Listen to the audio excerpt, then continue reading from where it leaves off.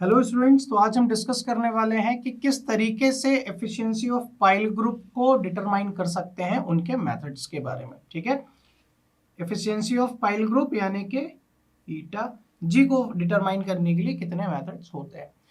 तो हम इसको फाइंड आउट करने के लिए बहुत सारे फॉर्मूलेज हैं ना, एफिशिएंसी ऑफ पाइल ग्रुप को फाइंड आउट करने के लिए बहुत सारे हैं, बट हम कुछ फॉर्मूलेज की बात करेंगे जो कि इंपॉर्टेंट है, और उनमें से भी मैं बताऊंगा आपको किसको पढ़ना है आपके आगे आने वाले भविष्य के हिसाब से। तो जो सबसे पहला है वो है कॉन्वर्स लेवर फॉर्मूला। ठीक है, क्या है कॉन्वर्स लेवर फॉर्मूला? Converse, CONVERSE। ठीक है, LABARRE फॉर्मूला, लेबर फॉर्मूला। ठीक है, इसमें किस तरीके से आपको फाइंड आउट करना है, देखिए क्या फॉर्मूला है। Eta G is equal to 1 minus theta by 90। ठीक है, in bracket n minus 1 into M plus m minus 1 into n upon m into n। ठीक है, वेयर थीटा क्या होगा? Theta is what? Theta is nothing but tan inverse d upon s। ठीक है ना, और ये भी काहे में, डिग्री में ही होगा, ऑब्वियस सी बात है। जब आप d की बात करते हो तो d क्या है? आपके पाइल का डाया है, डाया ऑफ पाइल। और s की जब बात करते हो तो क्या है? Spacing of pile, spacing of pile. ठीक है, ये कोई इसमें मेरे ख्याल से दिक्कत नहीं होनी चाहिए। ठीक है ना, अब यहाँ पे n क्या है? n क्या है?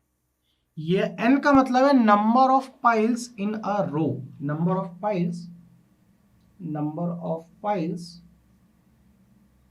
इन अ रो। ठीक है, जबकि m क्या है? नंबर ऑफ रोज, रो कितनी है। ठीक है भाई, रो अलग अलग हो सकती है, 3 रो हो सकती है, 3 रो में आनी तो 8 नंबर ऑफ फाइल्स हो सकती हैं, तो ये हो जाएगा। ठीक है, ये तो पहला हो गया कन्वर्स लेवर फॉर्मूला, यही सबसे इंपॉर्टेंट है। ठीक है, दूसरा होता है सेलर कीनी फॉर्मूला। क्या होगा? सेलर कीनी फॉर्मूला, सेलर कीनी फॉर्मूला। ठीक है, यहां पे जो आप ग्रुप एफिशिएंसी फाइंड आउट करोगे, किस तरीके से फाइंड आउट करोगे? लिखोगे 1 माइनस 0.479, ब्रैकेट स्टार्ट हो जाएगा यहाँ पे, फिर होगा आपका s अपॉन s का स्क्वायर माइनस 0.093, ब्रैकेट क्लोज हो जाएगा, फिर आपका ब्रैकेट स्टार्ट होगा m plus n minus 2 upon m plus n minus 1, ये bracket close, plus plus 0.3 upon m plus n। ठीक है, अब m n तो आपको पता है, s यहाँ पे क्या होगा, s के बारे में देख लेते हैं। s होगा आपका एवरेज स्पेसिंग, एवरेज स्पेसिंग, वो भी सेंटर टू सेंटर, काहे में? मीटर्स में होगा। ठीक है, ये दूसरा मेथड हो गया। ठीक है, तीसरा मेथड हो गया आपका फेल्ड्स रूल, फेल्ड्स रूल। ठीक है ना, इस रूल के हिसाब से जो हर वैल्यू रहेगी, हर वैल्यू जो कि डिक्रीज होगी 1/6 तक on the effect of a very nearest pile, ठीक है, उसको आप कुछ ऐसे सेट करोगे रो में, एक डायगोनल के फॉर्म में।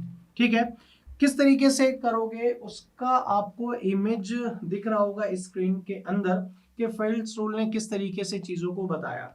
अगर आप 2 पाइल दिखा रहे हो, 3 पाइल्स हैं, अलग अलग रो कंडीशन एफिशिएंसी आपको अलग अलग फेल्ड्स के रूल ने दी है। अब उन्होंने किस तरीके से, सपोज मैं मान लू ट्रायंगल की है, ट्रायंगल के अंदर 87.5% है, तो ये उन्होंने खुद अपने रूल से निकाल के लाई है। आई होप आपको आज का टॉपिक समझ में आया होगा। आज के लिए इतना ही। Thank you very much.